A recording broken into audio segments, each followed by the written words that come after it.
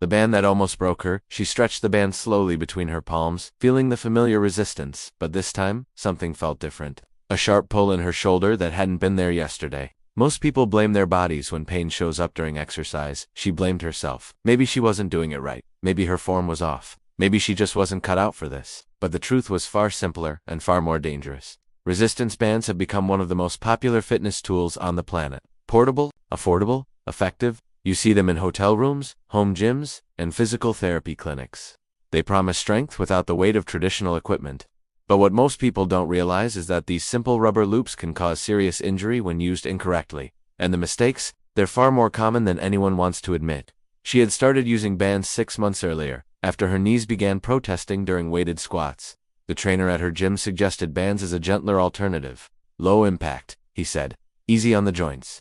And for a while, it felt perfect. She could feel her muscles working without the grinding pressure on her knees. But then came the shoulder pain, then the elbow, then a strange tightness in her wrist that made even simple movements feel sharp. What she didn't know, what most people never learn, is that resistance bands demand a level of control and awareness that free weights don't. When you lift a dumbbell, gravity dictates the path. But with a band, tension increases as you stretch it, creating variable resistance that changes throughout every movement. Your muscles have to work harder at the end of the range, precisely where most people lose form. And that's where the injuries begin. Part of her still believed she could power through it.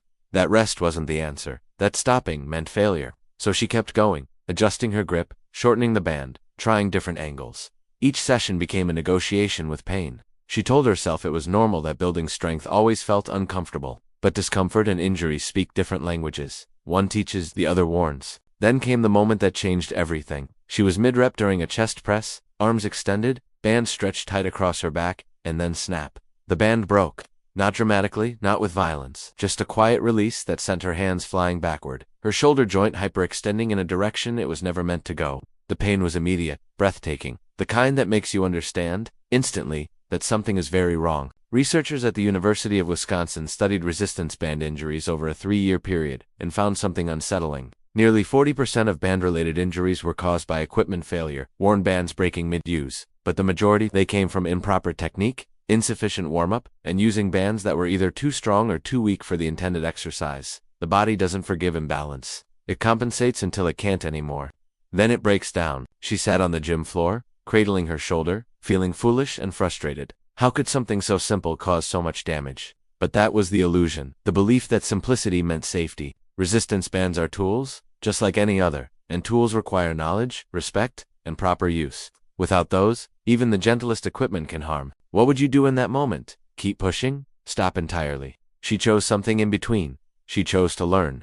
Not from YouTube compilations or fitness influencers with perfect bodies and questionable credentials. She found a physical therapist who specialized in movement mechanics. Someone who could see what she couldn't. The compensations, the imbalances, the small breakdowns in form that had been building for months. The first thing the therapist did was inspect her bands. They looked fine to her. A little worn, maybe. Some light fraying at the handles. But the therapist held them up to the light and pointed out stress marks she'd never noticed. Tiny cracks in the rubber. Areas where the material had degraded from heat, friction, and time. These bands should have been replaced 3 months ago, he said. Every time you used them, you were gambling with your safety. But the bands were only part of the problem.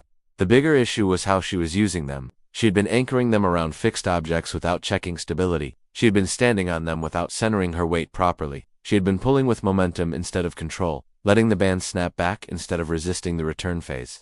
Every repetition was teaching her body the wrong pattern, and the body learns quickly, especially when the lesson is pain. Somewhere between frustration and relief, she realized something important. Progress doesn't always look like more weight, more reps, more intensity. Sometimes progress looks like stepping back, learning properly, building foundations instead of chasing results. The culture of fitness often celebrates pushing limits, but rarely talks about the cost of pushing blindly. The therapist walked her through the fundamentals she thought she already knew. How to inspect bands before every use, checking for discoloration, brittleness, or surface cracks. How to anchor them securely, testing stability before applying any force. How to grip them properly, ensuring the band couldn't slip or roll during movement. How to control the eccentric phase, the return where most injuries actually occur because people relax too soon. Then came the revelation that changed her entire approach. He showed her how to match band resistance to exercise intention. Heavy bands aren't always better. In fact, for rehabilitation, stability work, or learning new movement patterns, lighter bands often produce superior results. The goal isn't to survive the exercise. It's to perform it with precision, control, and proper muscle activation. Strength built on dysfunction only magnifies the dysfunction. She thought she was done learning after that first session, but there was still one thing she couldn't explain. Why had her shoulder pain started in the first place, before the band even broke? The answer wasn't in her form alone. It was in her programming. She had been doing the same exercises, in the same order, with the same tension, 5 days a week. No variation. Her tissues never had time to adapt or recover. She was conditioning herself for injury. Scientists who study tendon health describe something called the mechanical load threshold. Below it, tissues atrophy. Above it, they inflame. The sweet spot is narrow, and it shifts based on sleep, stress, nutrition, and previous activity. She had been living above that threshold for months, ignoring the signals her body was sending. The shoulder pain wasn't sudden. It was cumulative. The band breaking was just the final event in a long chain of small mistakes. Part of her still doubted whether she could come back from this, whether she'd ever feel strong again, whether the injury had stolen something permanent. But doubt, she learned, wasn't the enemy. Denial was. Doubt made her cautious. Denial had made her reckless. And between those two states lived something she hadn't felt in months. Awareness. She started over, not from zero, but from honesty. Light bands, slow movements, full range of motion, only when pain-free. She filmed herself to catch compensations she couldn't feel. She rested when her body asked. She stopped comparing her recovery to anyone else's timeline. And slowly, so slowly, it was almost invisible day to day, she began to feel different. Stronger, yes, but more than that. Connected, present, in control. What surprised her most wasn't just how a high-quality resistance band set with clear tension ratings and durable construction improved her experience with safe, progressive training, but how everything started to feel different once she switched to the right method and the right equipment. She wasn't expecting such a clear change, and honestly, she tested it more than a few times before she figured out what really worked. Bands that were color-coded by resistance level, made from natural latex without weak points, and designed with reinforced anchor points. This isn't a promotion, just sharing real results that made a noticeable difference for her. She'll leave the link below if you want to explore what she means. But the equipment was only part of the equation. The rest was discipline. Not the motivational poster kind. The quiet, unsexy kind that looks like showing up even when progress is invisible. The kind that values longevity over intensity. The kind that understands fitness isn't a battle against your body, it's a conversation with it. Months later, she was back in the gym. Same space. Different person. She moved with intention now, not urgency. Her warm-ups were longer. Her rest periods were intentional. She trained around limitations instead of through them. And the pain, it didn't vanish overnight. But it stopped being the loudest voice in the room. Researchers at Stanford found something similar. When routine meets meaning, consistency finally sticks. It's not about perfection.